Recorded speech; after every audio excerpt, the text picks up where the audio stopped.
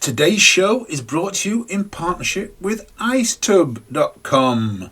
Now, we've got an amazing discount on ice tubs for you. Not only are they half price, but you can get a further 15% off. What are ice tubs? Well, a lot of people use them, a lot of people don't. Maybe it's a new fad. Who knows? I know I have one. Does it work? Time will tell. If you get one, let me know how long you're stopping for it for, because my maximum moment is just over a minute. Can't get in for any longer than that. But anyway, if you're interested in one, we have a 15% discount code. It is on our website on UKOCR.com. I'm going to put the link in the description. So if you're interested, you can get it for less than £70 delivered. Yeah, that's £70 delivered at this moment in time. So jump on, get yourself ordered one if that's what you want to do. Are they better than cold baths? I think so. Are they a fad? Maybe they are. But who doesn't like a good fad? Anyway, let's get on with today's show. Tank fly, boss walk, jam, nitty gritty. You're listening to the boy from the big bad city. This is Jam Hot. This is Jam Hot. Welcome to Who's Hot with your host, Wil Chung.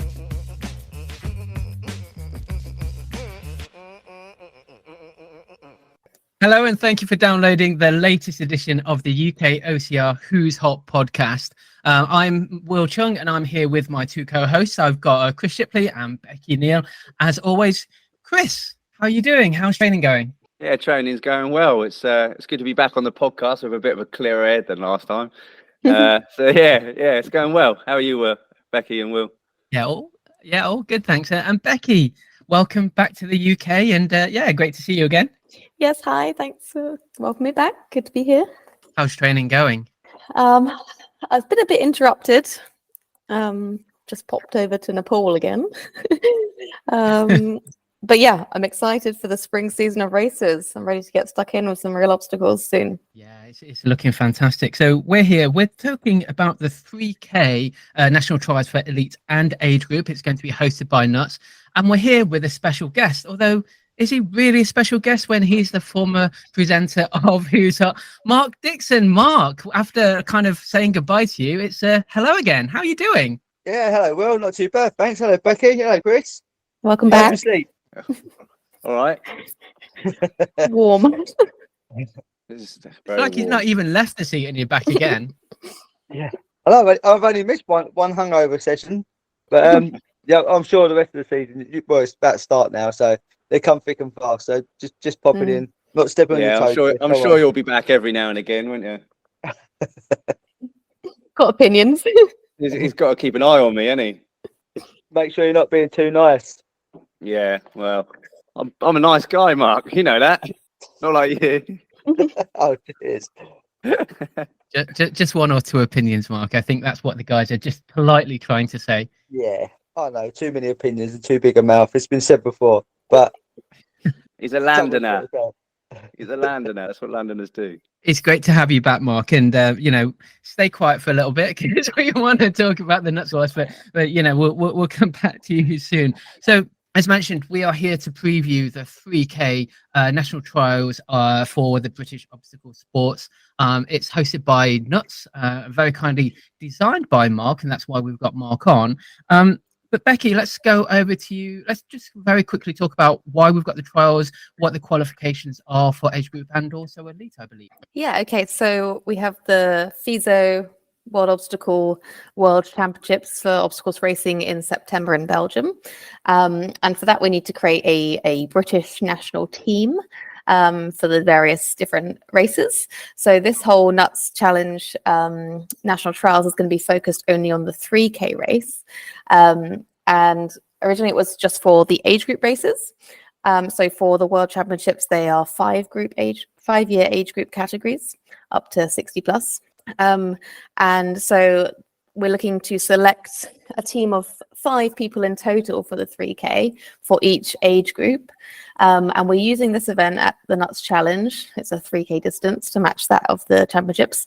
And we're going to take the the winner only for automatic selection in each age group.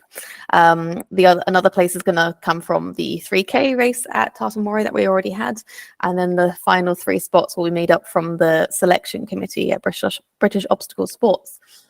So essentially, the winner gets automatically selected to run at the 3K in Belgium to represent the UK, which is pretty exciting.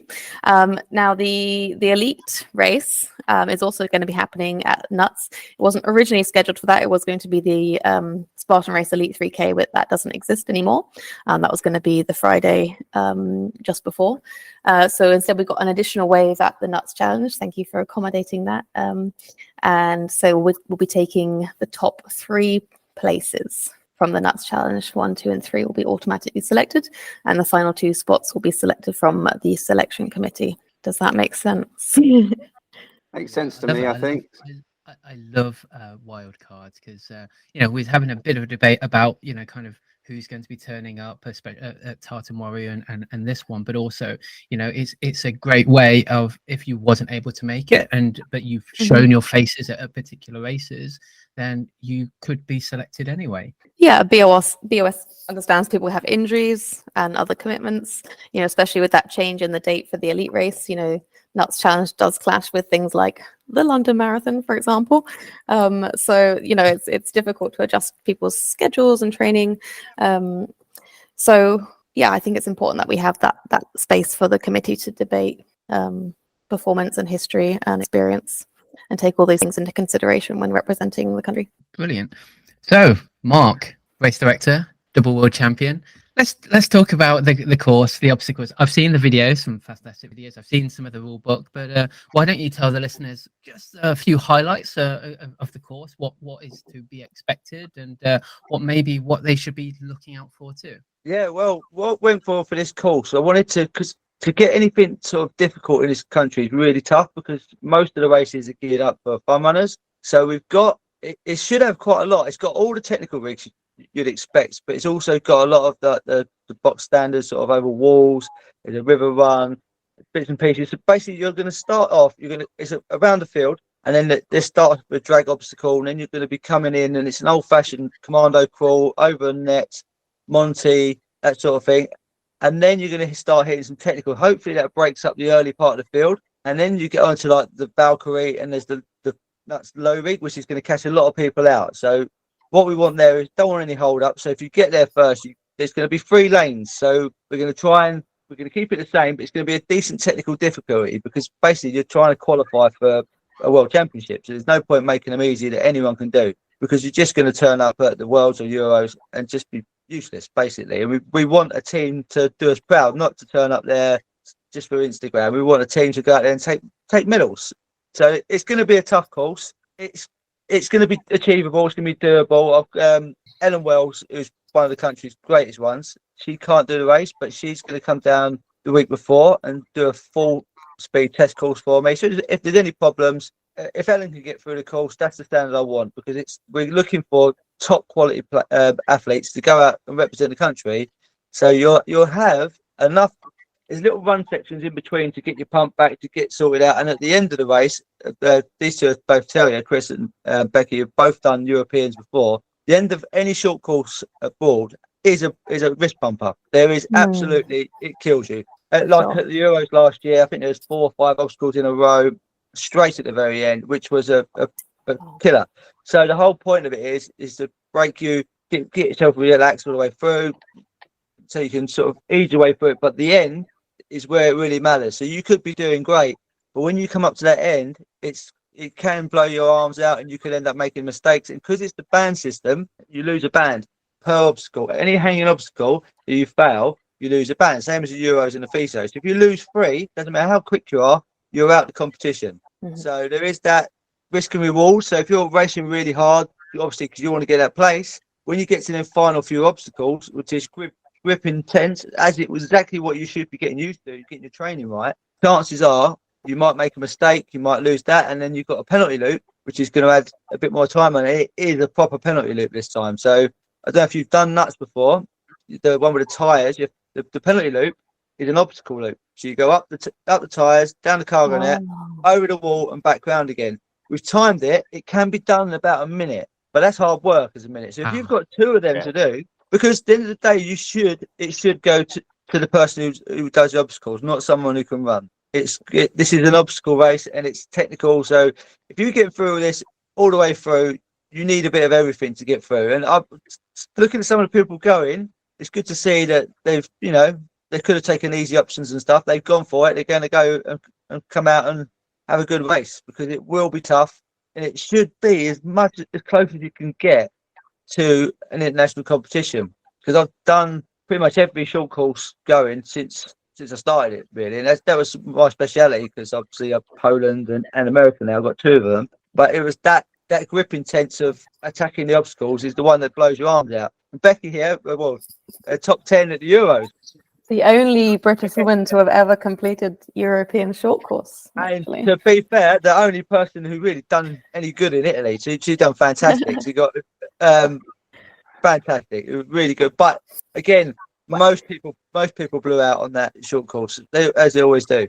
Well, hopefully the Worlds will be maybe just a little bit more balanced than Euros in terms of the grip intensity. It might be almost the same level, but like you say, 3K, it's really important to have the speed as well. People still talk about the band system and whether or not it's appropriate, but with a 3K distance, it is a race. There's no point standing around repeating the obstacle until you complete it. Like, having one attempt is appropriate, because it's a 3K short course sprint race, right? Well, well, with that minute time penalty at the end, that's really going to change the risk versus reward sort of side of things. I mean, that's a big penalty. If you mess up, if you're going to take a big risk, you're going to have a big penalty. So that's good. I like that. Yeah, because you still have that kind of layer of security with having 2 bands. So there is space to take the risks, or space for for developing athletes to have not have their race ruined by having an obstacle that they just can't do. So I think it's good. Yeah, the aim isn't to make them ridiculously tough that only a few people get through. It's to be tough enough to. You need skill rather than just to get through on brute strength. I've said to Chris, my favourite obstacle is the low rig, because any high one of Chris's mates is scaffolders. They can get through any obstacle just with brute strength and ignorance. But they won't get through. They won't get through a low rig. What say about Chris and his friends? No, we're all ignorant. We're all scaffolders, don't worry. My brother's a scaffolder, and when he went off to training, they removed the part of his brain that all that sort of went. So I'm still waiting for my bit back in the post. They haven't said that yet. So it's that whole. You can't just muscle your way through it. I'm looking for technique rather than masses and masses of grip strength and ability that only certain people can get through. So some people can go through really fast if they've got the talent, and other people will make mistakes just by trying too hard because it looks easy. So it's getting that balance right, and I won't be setting the technical obstacles up until the week before, so that no one goes on them, because obviously Nuts is open to training. You can go down there, pay and play, which I suggest if you're serious, you can run the course. You can do all the course. I don't think it's going to give that much of an advantage. It's just a fitness training you can do anywhere, but it is available to everyone else. All the standard obstacles, but the rigs will be different. So don't think you're going to go down there and practice 20 times on a low rig, because you're going to come up against it that day and it's just going to throw you off. But it's going to be open for anyone to go and train whenever they want, just pay and play to go down there. So it should be a fair race for everyone to do. Yeah, and ultimately we want people to train to get better at obstacle sports to represent the country. So go for it, go and train. Other training facilities are available. Mark, it sounds like that you're trying to get that balance between technique, finesse, and possibly a little bit of strength. So any particular obstacles that the racers should be looking out for? Any particular tricks or tips you want to give away at this moment in time? I know things are going to change over the next week, but surely you've got a few things in mind which you'd like to let our listeners know about right now. Not really. Obviously, it's not just strength. It's going to be fast. There's sections in it after the obstacles. There's a good running section, so I want it to be as fast as possible. So it's just about using technique to get through as quick as possible, and using the right skill. Just like as you're coming through into the last section, everyone knows the rings at Nuts are just basic rings, but this time you don't touch down after. You're straight onto the cargo net and you go across the cargo net before touching down. and it'd be marked out. So you have to get there, but it's that transition from turning and without using too much grip, because you've got the small little low rig and then you've got the final big rig after. So it's about saving your arms and not overblowing it, because the best way you'd think to do would be to swing through, grab it on your hands and go as far as you can with your hands, but obviously that's going to put extra pressure on your grip. So you want to get your turn in and ease your arms as quick as possible to save yourself a bit of time for that last section. There's going to be a few tactics involved as well, I think. So do you think if it's going to be, pretty taxing on the forearms and the grip, do you think that with there being single attempt obstacles, do you think we'll see people pausing a lot before they start the obstacle? Not queuing, but preparing themselves to not make a mistake, or do you hope that people will just treat it as a sprint race, get stuck in? I've designed it how I'd like it, and I wouldn't. There's no way I'd pause on any of these things, because there's enough sprint time before it. Every obstacle should be designed to jump straight onto it. If you ever watch Rod Boulder in action, Rod Boulder doesn't look at an obstacle first; he just goes straight onto it, and that's the course flow should have enough that you're coming straight onto it.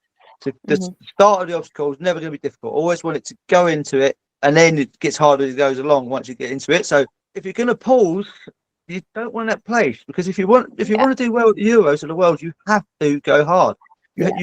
I said earlier on about my short course out in America, 2 seconds. I won that by 2 seconds. It was a long way from third, but second place, the Belgian guy, was amazing. It was 2 seconds, and that could have been one obstacle standing there looking at it, instead of just 1 foot jump every time. So if you want to do well, go for it. A really important skill to have, and something that I could definitely improve on. I've spent many times waiting too long and then been nowhere near failing the obstacle. So I should have just gone 10 seconds, 5 seconds earlier.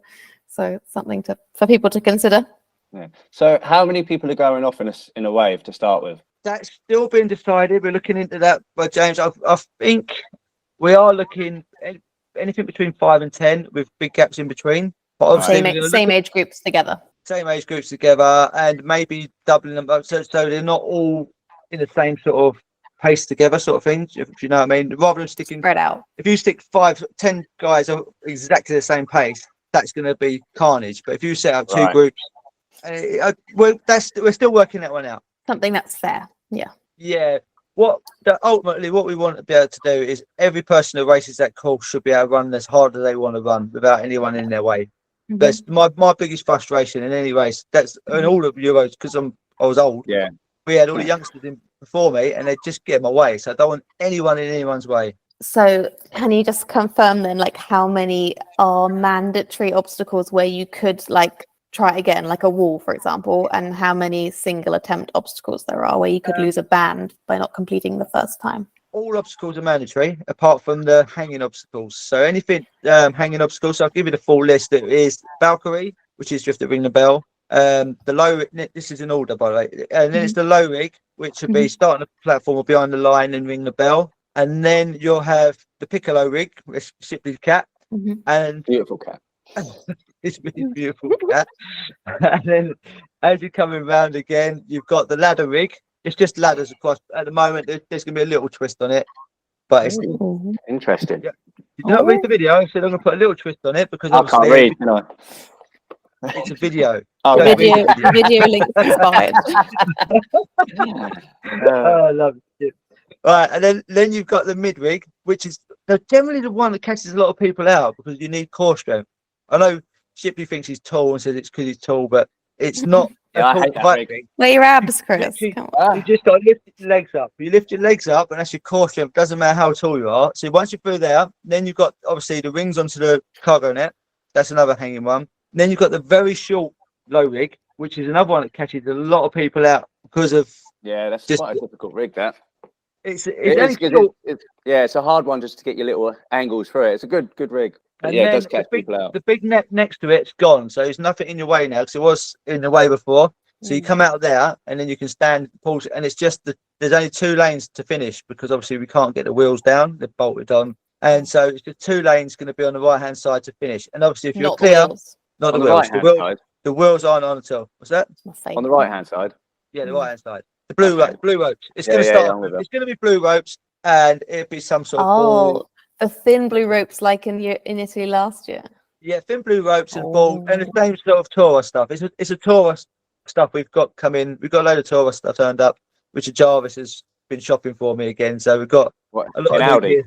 No, well, Don't he do all his shopping in Audi? no, I think it's from Poland. I've had him shopping a couple of times. We've got some few bits coming in. Sending So him over on your the hanging blue cruise.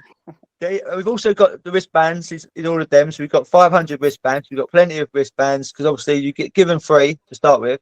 Mm-hmm. And then there'll be a marshal. I don't know if it'll probably be Sean Wild because he's the head official right at the end there. Yeah.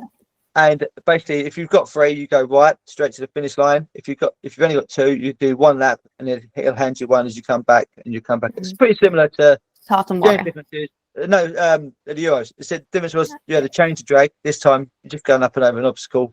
Mm-hmm. It felt like a good idea, and it saved me setting something up as well because it's already there. So it's a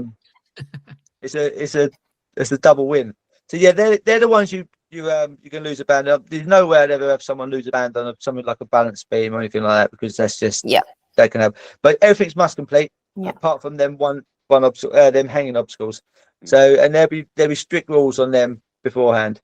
Cool. And if you did, for example, fall off the balance beam and you'd have to go to the back of like any queue that might have been formed, and if you were on the low rig and there was somebody on the low rig in front of you, you could get on. Just don't be an idiot. Yeah. Yeah. I'm going back down there. I'm going to do 3 lanes. Obviously, ideally would like 4, but 3 probably realistically with the materials because quite a lot of material goes on to building all these rigs. So looking at 3 lanes on there. But what we're saying because we altered it from when I showed you the video before. I see Chris's face when I told him which way the route was going. It was a bit lost because it was originally coming around the field after the tyre drag. You was going straight into but to make the waves bigger. We're taking you through, and you're doing the commando crawl, the cargo net, Monty, and then so that all is okay. So you've changed that. So you're coming in back. Okay. Yeah, just so you slow people down. So then after the inverted wall and after the river section, you got all that bit there. As you come back in that time, you've got a long run, which takes to floated walls. So basically, all it is it's just to throw a bit more in there, so we don't have that to build up on a low rig. But again, if someone's on the low rig, go straight after them. Yeah. Because there will be a place you can put. You shouldn't have to wait pause. If they're in front of you, that means they're generally better than you. So they're not going to be that slow on the rig. We're going to have enough pauses, so you're not going to get stuck. Like I said, I hate getting stuck behind a 20-year-old that's never done it before, just because he's younger than me. So there'll be a big gap. If it's in, you're only ever racing against your wave. So if they're in front of you, they're going to be in front of you. They're going to be beating you. So get there first. Won't be as close to each other as the Tartan Warrior rig. That was like close, very close. So we're all used to that now. They only had 2 lanes up there, didn't they? Yeah. And it was at the start of the 100 meters, so it was literally like take each other in the head. Fair play, though. Don't get nuts is well established. It's been going for donkeys. Oh yeah, it's was been exciting. adapted and all the rest of it. Yeah, I can imagine that was quite carnage up in that little place there. On the rain. So I know we're talking about it. It's probably quite difficult to follow, especially if you haven't been to nuts much. But there'll be a rule book given out, won't there, online beforehand, which will have details of what constitutes a pass and a fail for each of these obstacles and what order they're in and confirmation of the band system and everything. Yeah, there's a full rule book. It's just been going over at the moment. I'm meeting James on Saturday just to go through the last of the details to make sure we're happy with everything. And then that'll be released as a final thing. So you'll have a whole week to study it and all the rest of it. I think UKOCR are going to the video. Excuse the video, it wasn't great. I've done a video of the walkthrough. It's changed a little bit, but it gives you an idea of the route, what the terrain's like, the obstacles. That's going to be going out on UKOCR's Facebook page later on tonight or tomorrow or something like that. So you can have a look at that as well. And obviously there will be on the web. I think on the website there'll be all the rules to go through and any information you'll need. You'll have and more so really. You can see clips of exactly what each obstacle are. So it's fair that if you're coming down, never seen the course before, you should have as much idea of what it looks like as say I would, because you can see the pictures of it. I mean, ultimately they're nuts obstacles, so anyone who's raced nuts should have a fairly good idea what's going to be there, shouldn't they? Yeah, but obviously the rigs are the rigs is going to be different. Yeah, Yeah, it's new to nuts. If you some people might have not, like you said, a friend of yours has not been about for a few years. He probably done nuts back in the day when all they used to have was a couple of monkey bars. Yeah. So it But would have changed a bit. I've seen the rule book already, or what is probably 90% close to the rule book. It's really clear with what is a pass, what is a fail, the types of obstacles there are. Also with the video too. Nice 12-minute video, Mark, and some great commentary on there. So no, I think you're absolutely right. It's going to be as clear as can be for any competitor, whether they've been to nuts or not. Chris, let's go over to you, because I know you're a nuts regular, and I guess again, just for clarification, Chris won't have seen really the course and won't go on the course until next week. It's a bit like when the guys from Nuclear Phoenix are on the nuclear course. It's good to have a bit of home field advantage, but of course you're not going to get to see and play with the whole course before. But Chris, from what you've heard from Mark and from what you know of the nuts course and how it's all been described, how do you think it's going to flow? How do you think it's going to suit particular types of runners? And we'll go on to the runners of racing, because we've got some of the start list. But who do you think it's going to kind of suit better than others? Well, I think because it's at nuts, it's going to definitely have where it doesn't necessarily favour the like really, really fast runners. So, you know, with nuts, there's a lot of obstacles. And I think by like what Mark's been saying, it's going to be all around that obstacle area where they do most of the training, and they've got most of the obstacles that are there all the time. So, you know, you're not going to be able to run as fast as like flat out running, because you've got hard, like soggy ground to run on. You've got the obstacles one after another. So it's going to be really good. It doesn't favor quick people. So yeah, favor who's the sort of obstacle, like people like rumble guys. It'll favor myself probably, not necessarily any Spartan-y races, because they're more of a just get out and get going fast kind of races. So it should be an interesting one. It'd be good to see who's on the start line, to see who's going to be ready to go for it. Well, we've seen the start line, and we'll go on to that in a second. But so, Mark, in terms of your thoughts, any particular racer stands out to you, and then we'll go over to the new experts. But any particular racer from the start list that you've seen and we've seen, do you think, oh, that's going to be interesting? Mo, I think Mo's the one, and also I've dug him out enough, but it's stood by Jack Carpenter. Fair play to him. He's coming down. He's gone up to Tartan.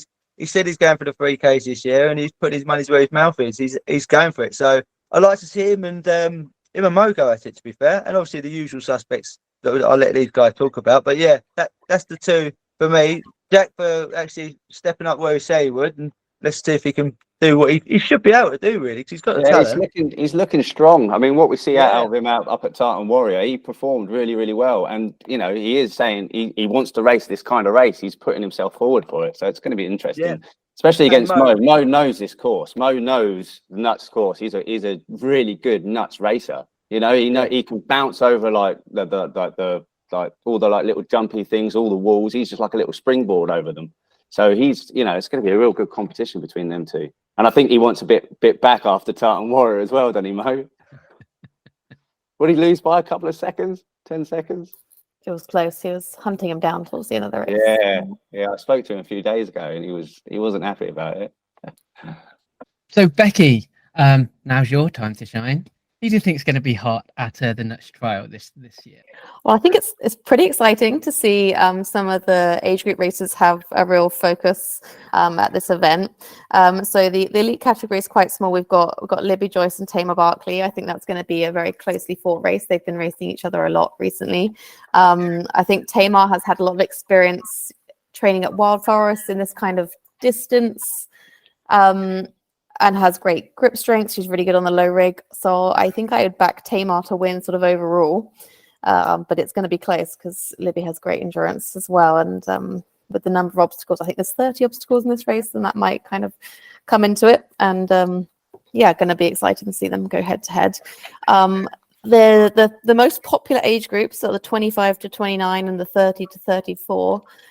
So I think it's going to, Emily Spain, who's been training at OPP. She's excellent at some of those rigs and kind of training with Ellen Wells has helped her come on really fast. I'm excited to see her race in the 25 to 29 category, but she's going to be against Megan Tranto, who's also been putting in so much hard work recently, going to Rumble, going to Obstacle Play Park, going all these different places to get more exposure to obstacles. And she just hangs off one arm so easily. She just swings through things. It's great to see.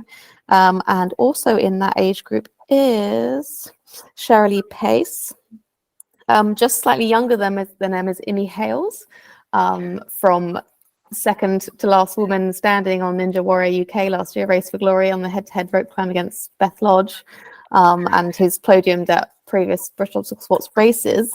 This is probably going to be her longest race so far in OCR, but she is also a track runner. She's got the power. She just broke the world record for the number of, did she get the Guinness World Record? I think she did. For the number of ramp climbs on that show in Italy. So she's got the power, she's got the strength, and she's got the technique. And she's got some speed, but on the track. So it'd be good to see. She hasn't been to Nuts before, so I think there'll be like a steep learning curve there, but she'll be one to watch for sure. 30 to 34 category, which is usually the kind of same age as what you see in elite racing, but not so much this time. We've got Charlotte Sewell, Emma Kirkwood, who's had quite a lot of experience at Nuts before, and Shelley Tompkins, again, another excellent ninja. So that's going to be a close race. I think Shelley will do well there. We've also got Emilia Solomon, a 15 to 16 category. Inkani, who's spent a lot of time at Nuts. You guys know Inkani well, in the 50 to 54 category. We've got the rest of the Joyce family, Jessie, age 10 to 11, and Katie in the 40 to 44 category. So I think they'll win for the most successful family. Rosella Bianchin, sorry. Tell me how to pronounce that next time. From Team Atlas, who's been doing some Spartan races. We've got Maria Burton, following in her dad's footsteps. Excited to see her race in Nuclear Phoenix, age 10 to 11. Andrew Brown's been training at Obstacle Play Park. And hopefully we'll see a couple of more names added on to update our list. So pretty exciting. I think it's really exciting. There's some names that I was like, oh wow, Imi for example, and then when you talk about that she's a track runner, so going over a bit of cross country through the water, I think, as you say, it's just going to be a really steep learning curve for her. But hey, let's see how it goes, and it's great to see. And I remember us talking about it last year, but I want to just kind of mention that again. That Libby's gone straight into elite. She said last year she wants to go elite this year. Again, a bit like Jack, money where her mouth is. Let's go for it, because for her it's not necessarily about podium or anything. It's about her learning, understanding, and getting better. So I think that's absolutely fantastic. Chris, over to you. Who do you think's hot? Obviously, you're in the elite team or the elite group. How do you think you're going to stack up against everybody else? Well, I've done a bit of training with the two other guys, mainly from Rumble. So I've been running with Darren and Mo, who are both running elite at the moment as well. I seem to be stacking up all right with them, keeping with them. So I shouldn't be too bad. Those guys, Mo and Darren, they have a bit of a better go at this race than I do. I mean, they really enjoy running short course. They have that sort of a way to push themselves quite hard. So I think they've got the experience over a 3K better than I do. So I don't know. I should be near them. But so it'd be really interesting to see who's going to be racing with the age group side of things. We've got Chris De Stefano. Hope I pronounced that right, because it's quite a hard name to be. He's a ninja guy. I've raced with him at Rumble OCR Games. He is one heck of a strong racer. So he's a ninja guy, strong as heck, a guy I really wouldn't want to arm wrestle or anything. Eddie Lambert, I think he's in the same age group. What age is Chris? No, Chris is 40 to 44. Who else is in 44? Oh, so he's up against Alex Young. Alex Young has been doing really, really well at High Rocks this time of the year. Who else is in the 40 to 44? Ramunas. Oh, so you got two ninja guys going at it. That's going to be one hell of a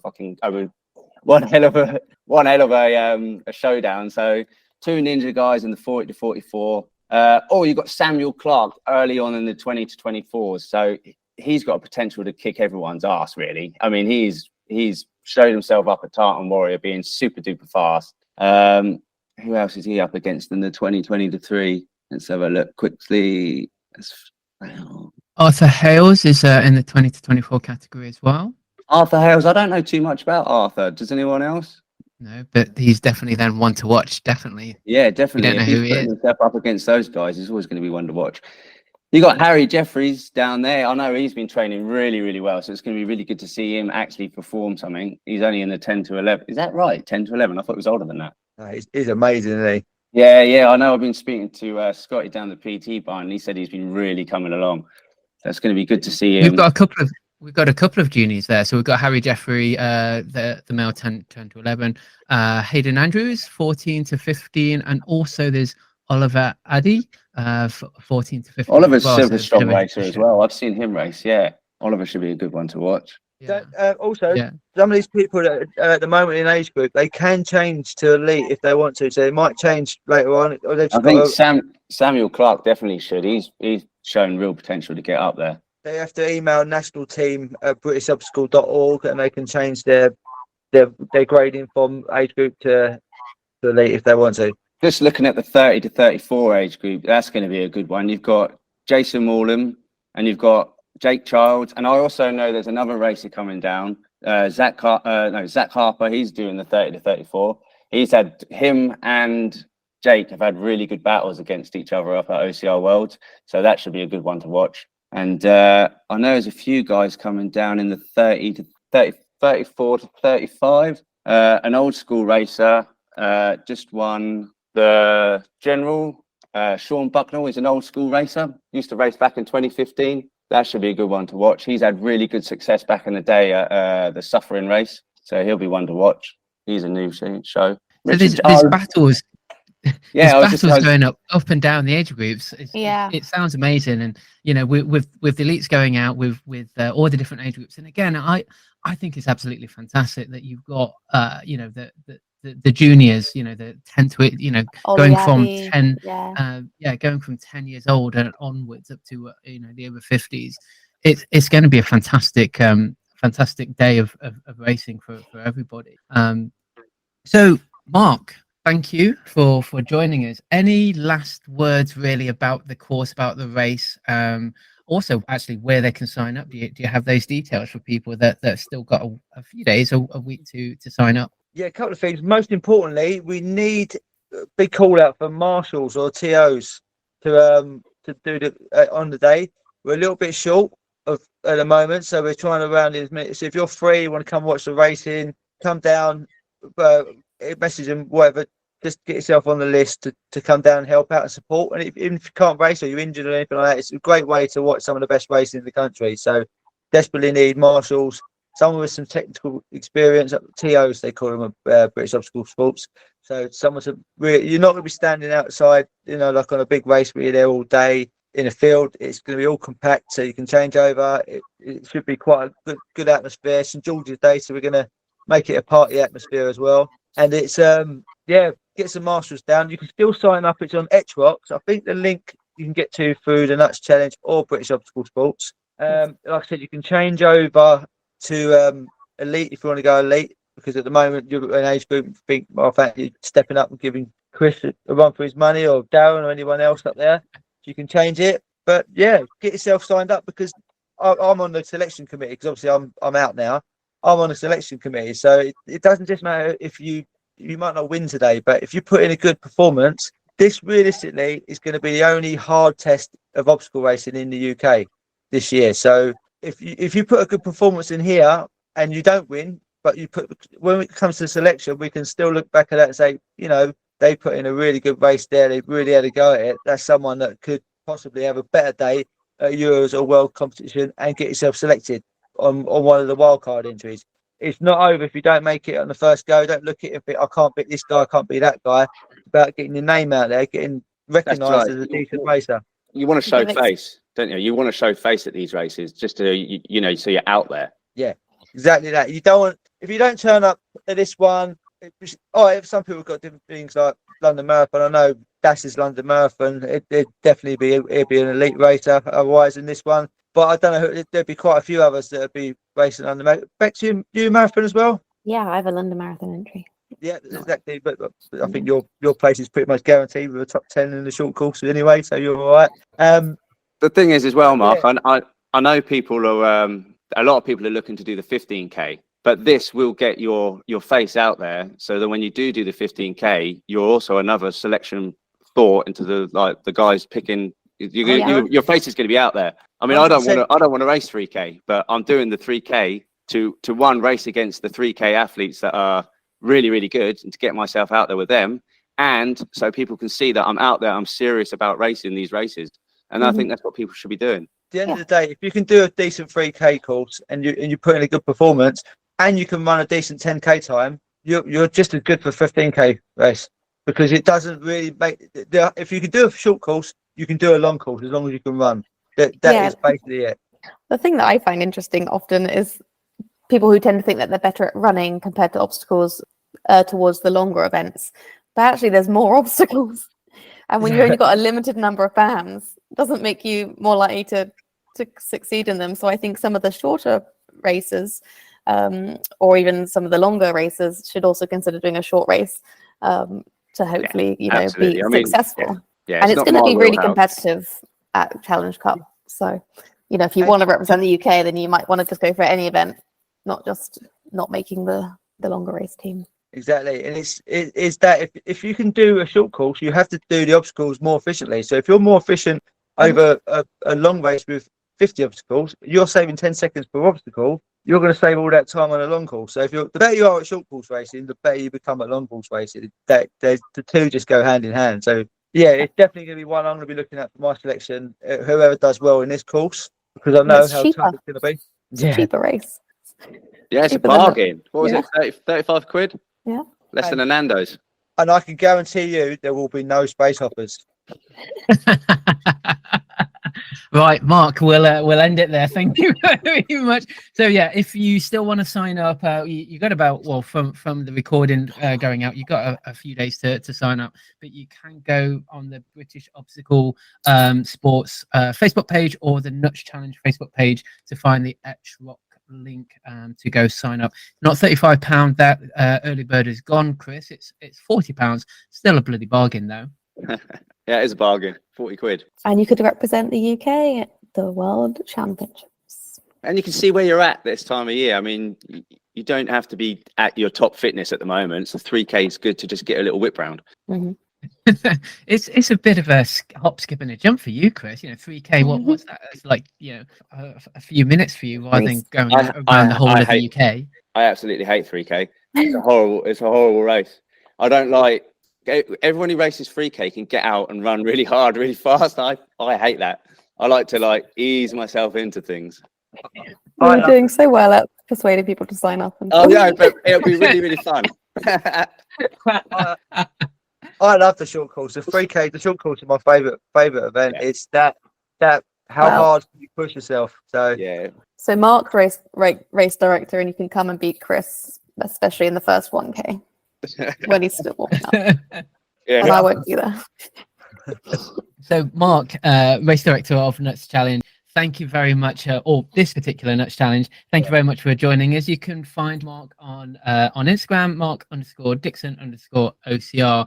Thank you, as always, to my co-host. We've got Chris Shipley. You can find him on Instagram at the Obstacle Race Dude, and Becky Neal, who is the Runner Bean UK. We're going to be back again next week. We're going to be recapping the Nuts short course, as well as actually coming to the Spartan Super 10K, which again is on the Sunday, April the 30th. So we'll be back pulling double duty, giving Alan and Ian a couple of weeks off before they're back in with their interviews. My name's Wil Chung. This is the UKOCR Who's Hot podcast. We're previewing the 3K National Trials hosted by the Nuts Challenge. Thank you very much, and we will speak to you next week. Bye. Good luck. Good luck. Bye. Hold me close till I get up. Time is barely on our side. I don't want to waste what's left. The storms we chase are leading us, and love is all we'll ever trust. Yeah, no, I don't want to waste what's left. And on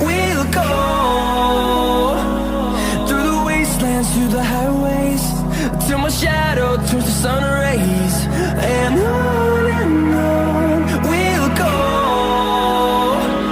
through the wastelands, through the highways, and on we'll go.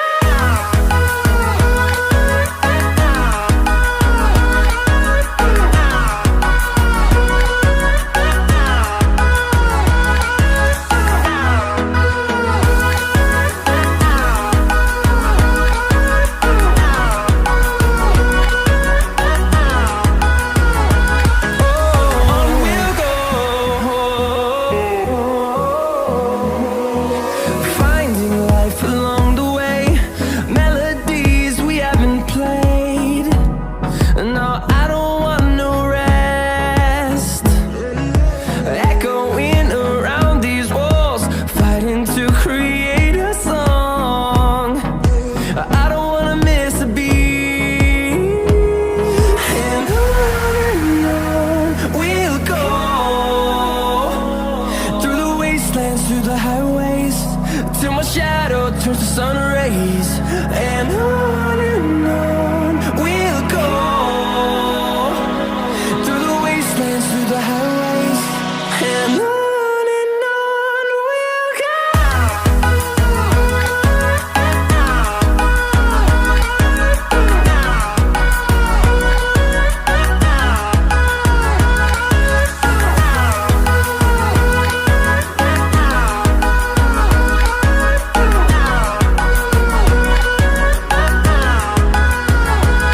And we'll grow in number, fueled by them to see the horizon, turn us to thousands.